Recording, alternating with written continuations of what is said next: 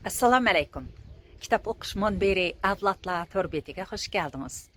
Mening ismim Nuriya Rahman. Men hozir Jalpa ko'li bo'yida. Bugun havo nihoyatda yaxshi bo'ldi. Shunga kun o'tirishdan ilgari bir asar o'qib beray deb ko'l bo'yiga keldim. Oldi bilan atrofdagi manzaralardan biroz bahar elinglar. Bu Janvadagi Ig'nos deydigan bir kichik kent.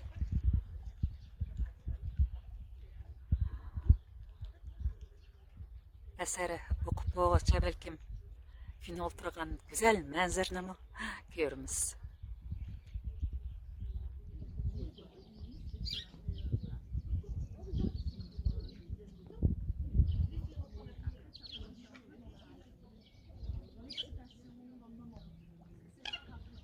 Güzel təbiət.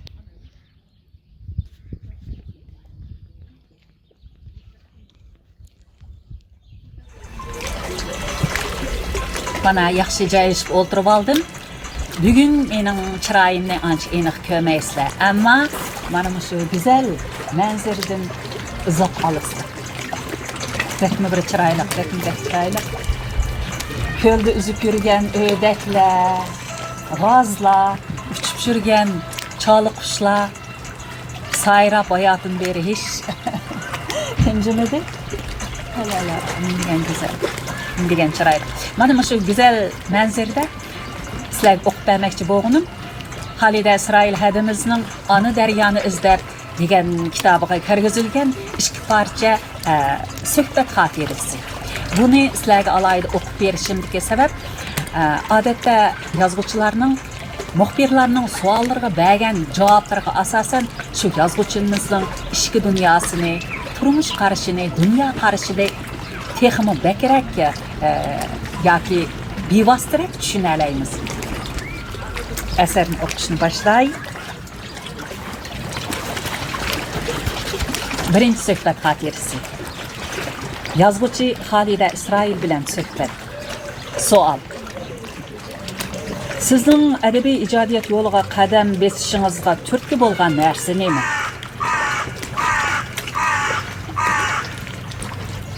Javob. Sualınızı siz qandaq bo'lib ijodiyat yo'liga menib qolgan deb tushunsam bo'lamdi? Buningga aniq bir sababni ko'rsatib bera olishim notayin. Bu haqda men o'zimni o'ylangan. Tahlil qilishimcha, bu mening asli tabiatim. Mijoz xarakterim, kuzatish ham tafakkur odatim, tasavvur iqtidorim bilan munosabatli bo'lsa kerak. Kichikimdan kamsiz, sal qo'rqinchoq edim. Lekin har qanday ishga nisbatan xeyli dodil fikr yurgizib boqardim. Bak rahimdil, hissiyatchan edim. Baqqan to'g'rilarimizga kasal tegib o'lib ketsa, ichim og'rib, yerimdan tomoq o'tmaydi. Alam ko'rishida bo'lan-falonga uchrab, uyimizni tashlab chiqib ketgan chig'imizdimi? Uy besotlariga ichim og'rimay, qo'shqonlarimiz ochlikdan o'lib qolganmidi deb xeyli vaqtlargacha azoblanib yurgan edim. Bu xil hissiyatlar boshqa bolalarga qaraganda menda kuchliroq edi. Sal cho'ng bo'lgandan keyin hayotning ma'nosi ustida o'ylashga boshladim. Hayotda hamma odam e'tiqod qilishga tegishli bir haqiqat bo'lishi kerak deb qarab, uni tepishga intilardim. 13-14 yosh vaqtlarimda ayni davrdagi chakdan oshgan so'lchil ideyaning mo'rtiga aylandim. Madaniyat zo'r inqilobida biz oldi bilan bizga shu ideyalarni singdirgan o'qituvchilarimizga qarshi otlandik. Nurg'un begunoh odamga azob berib, nurg'un fojiaga sababchi bo'ldi. Biz go'yo qorag'uga o'xshaydik. Bizga hech kim tasdiq qilmagan, haqiqat bilan ko'zimizni yo'qmagan edi. 16 yosh vaqtimda bir kuni tasoddifiy fursatda haqiqatning vallada chaqnab qolganini ko'rdim. Uning nuri qalbimni yo'rtib, menga kimligimni to'nitdi ham haq nohaqni farq etish iqtidoriga ato qildi. U mangulik e'tiqod edi. Gerçi men keyingi vaqtlarda haqqoniyatning ko'p qism kishining nazarida shaxsiy manfaatni oldingi shart qilgan asosda mavjud bo'lib turadigan, xohlagancha suiiste'mol qilinadigan narsa ekanligini ko'rib yetgan bo'lsammi, qalbimda uningga nisbatan bir xil haq e'tiqodni saqlab keldim. Reallikdagi ishlarni shu o'lcham bo'yicha baholab, mulohaza qilib keldim. Buning ziynini ko'p tortib, astolar ehtiyotchan bo'lib qolgan bo'lsammi, men yanalaman.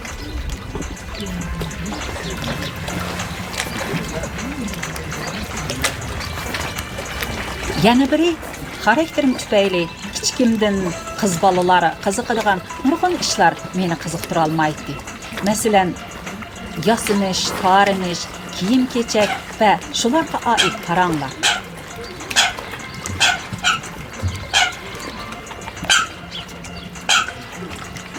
Bu ishlarda men hozirmi toza chechan emas. Men o'zim qiziqadigan narsalarni kitobdan topdim va kitobga berildim. Kitob o'qish men uchun yemak pishmakdek zo'ruk narsa bo'lib qoldi. Davomli o'qib turmasam, o'zimni jahondan ayrilib, buruqtirma bo'lib qolgandek his qilaman. Kitob o'qish nazar doiramni va tasavvurimni kengaytirib, badiiy tafakkurimni tavlab, meni o'zimga bilindirmay adabiyot yo'liga yetakladi. Biroq men o'smir va yosh vaqtlarimda o'zimning yozuvchi bo'lib qolishimni zodida tasavvur qilmagan edim. Boshqalarning adabiyot haqidagi ma'nodonliklarini qiziqib anglaydim.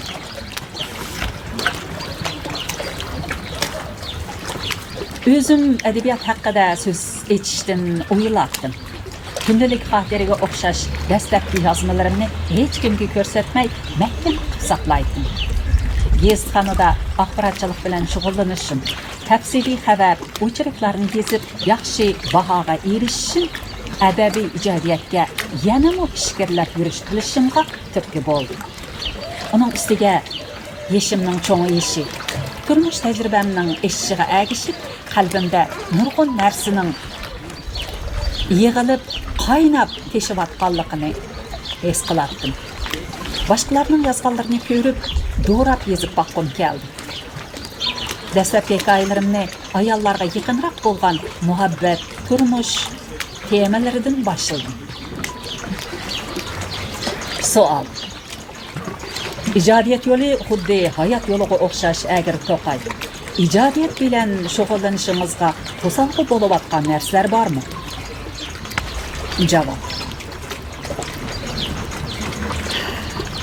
Shunday qilib, adabiyotdan iborat bu oyig'i chiqmas, jafoliq manziliga qadam qo'yib qoldim. Dastlabda bir necha asrimni e'lon qilib bo'lib, buni davomlashtirishning osonga to'xtamaydiganligini his qildim. Dastlabki to'salg'u subyektiv jihatdan to'salg'u, ya'ni dasmoyining tugab qolganligi, bilim, tajriba, mahoratning yetersizligi bo'ldi. Bir mezgil chingirqashdan keyin ko'p o'qish, ko'p o'rganish, har taraflama ozuqliq qabul qilishdan iborat ijodiyat tajribasini yakunlab chiqdim. Obyektiv jihatdagi to'salg'ularmi oz emas edi. Bizdek uzoq ruhiy bekinmachilikda yashagan, ko'ni odat qarashlarining ta'siri kuchli, haqiqiy adabiyot bilan uchrash fursatiga andilardan erishayotgan bir millatning yozuvchisi bo'lmoq, yana kelib ayol yozuvchisi bo'lmoq oson emas. Bizning shunday bir aybimiz bor. Hech ish qilmay yurgan odamni hech kim yomon demaydi. Ammo birarsi biz qilmagan ishni qilib qo'ydimi, oz to'la tilga elinib qoldimi, uni bir amal qilib sestimiz. Hatto odam bo'lganiga qo'yg'usimiz. Reallikda asringizdagi personajlarni o'ziga o'xshatib olib, sizga yomon ko'zda qaraydiganlar yoki asardagi ayrim voqea hodislarga eslatib olib, mohiyatni tushunmay sizga har xil yo'g'on qalpoqlarni kiydirdiganlar, kelsi kelmas baho berdiganlar.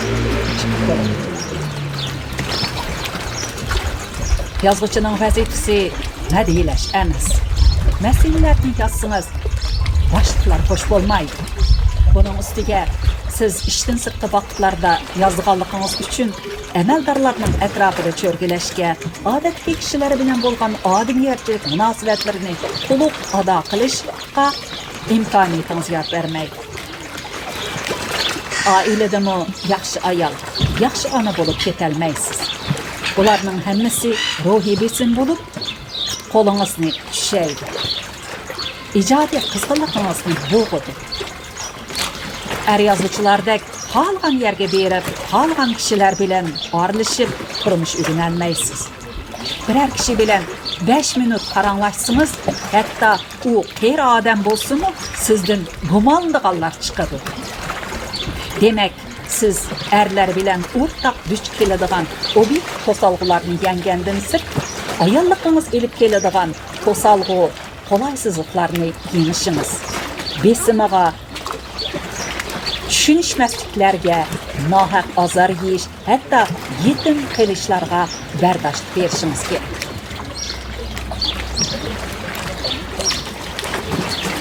Yeziqchilik sharoitim haqida ko'p so'zligim yo'q.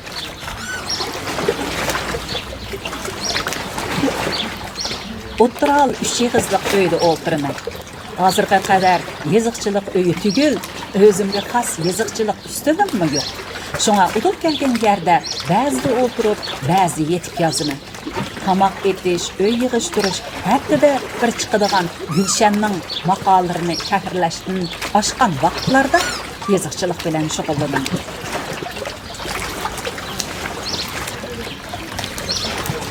Sual. Siz eserlerinizde insan karakterini yaratışta alayda bir yükseklikte yaptınız. Siz karakter yaratışda nemelerge bekrak ahmiyet verirsiz? Cevap.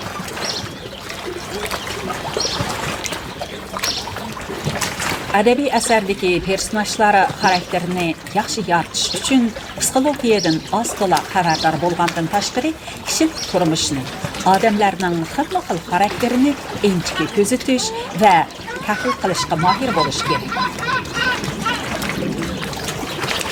Men ziyolilar to'plashgan muhitda yashash, xizmat qilish davomida qonuniyatga o'xshab ketadigan mundaq bir hodisani bayqadim. Odatda shaxsiyatchiligi kuchli, ushshaq foyda manfaatga omroq, cho'ng kichik ishlarda o'zini ko'rsatishni qo'yib yuradigan ba'zi odamlar cho'qim butun kuchi bilan amalga intiladigan.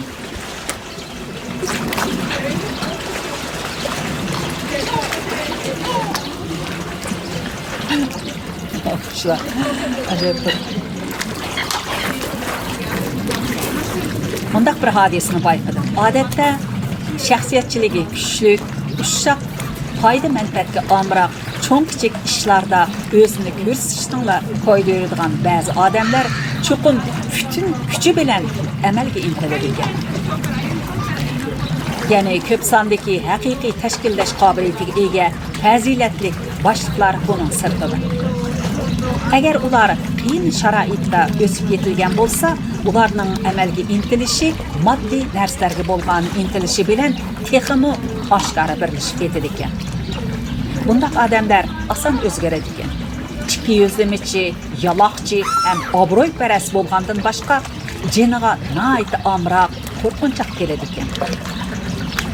Tosh shahardagi g'olibning dastlabda taqqa chiqqan yerda so'mkisiga go'sht, ichimlikni tiqib berishi bilan vosita tanlamay yuqoriga yamishi, pora berishi, oxiri o'zgarib o'zini o'stirgan boshliqni o'g'riga ittirmoqchi bo'lish, texmi egizga o'rlab, texmi cho'ng ishlarni qilishi, jinini qo'g'dab qilish uchun o'z bolalaridanmi voz kechishi bir-biriga zich munosabatli.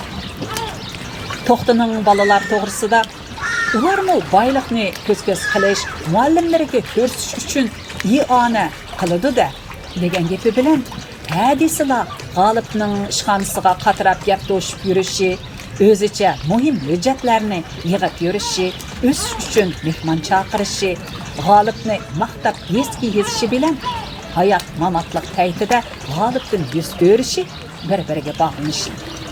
G'olib bilan to'xti realligimizdagi ana shunday kishilarning tipi. Demak, asarlarimda xarakter yaratishda personaj xarakterini ichib beradigan vaqa dialoglarni tanlashqa, personajlar xarakterining izchilligiga, tabiiy taraqqiyot jarayonining reallikqa uyg'un bo'lishiga ahamiyat berdim. Personajlar xarakterini, bo'libmi asosli personajlar xarakterini tipiklaştirishga sal qaramadim.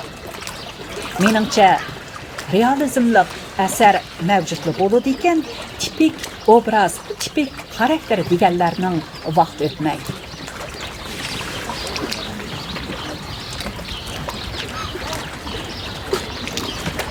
Savol. Ijodiyatingiz uchun ko'proq ham material bo'ladigan narsalar qaysi? Javob. Ayollar tabiiy holda turmush, muhabbat, nikoh, oila degandek ishlarga ko'ngil bo'ladi. Shundaq bo'lgan ekan, meningmi anglaydiganim, ko'rdiganim, o'ylaydiganim ko'pincha ana shundaq ishlar. Muhabbat reallikning inkosi. Men ayol bo'lganligim uchun o'zimga tonish ham yaqin bo'lgan ashu reallikdan material elib, ashu reallikni yozdim. Asarlarim ichida muhabbat, turmush temisidagi asarlar xeyli zo'r salmoqni egallaydi. Ondan qalsa ziyolilar turmushi, amal so'rinidagi ishlar. O'zim ziyolilar to'pi ichida yashag'ashqa, ularning ruhiy dunyosi, mijoz xarakteri, intilishlari meni cho'nqur o'yga soladi. Ularning ichida yezidan chiqqanlarmi, shaharliklarmi, boshliqlarning farzandlarimi bor. Ularning ko'p qismi xizmatga chiqibla ilgariki o'yg'ilish qizg'inligidan, yoshlarga xos go'zal orzu istaklaridan ayrilib, boshliqning atrofida cho'rgilaydigan, ertadan tashkicha og'zidan daraja tushmaydigan, bir kelibda qo'ygandek bir xil o'ylab, bir xil so'zlaydigan rasmiyatchilarga aylanadi. Ba'zilar murodiga yetib, boshqalardan cho'ngroq uyga pikapga erishadi. Hatto chirishga boshlaydi. Bir millatning o'qimishli kishilari, jaffarlari hisoblanadigan ziyolilarimiz shunchalik bo'lsa, bizdan umid kutgili bo'larmi? Men mushu o'ylarimni asarlarimda ifodalashga tirishdim. Savol. Bundan keyingi ijodiyat planingiz qanday? Javob. Pat arada tarjimal xarakterlik yirakroq bir asar yozishni planlayapman. Chunki madaniyat zo'r inqilobida oilamizda nihoyat echinishli ham qiziqarli voqealar yuz bergan. Bu voqea orqali ayni davrni bir qadar jonliq yo'ritib bergili bo'ladi. Ondan keyin ozodlikdan buyanqi 50 yil davr orqa ko'rinish qilingan. Oddiy bir oila kishilarining taqdiri, kechirmishlari yo'ritilgan bir roman yozish o'yin bor. Buning uchun tövanga tushib, bir mezgil turmush o'rganish, material to'plash zarur bo'ladi. Buningga imkoniyat yor beramdi, bermamdi, buni bilmayman. Ondan boshqa aralab hikoya, maqola, aslimalarni yozmoqchiman. Şunun bilen birinci söhbət xatirisi tügedi.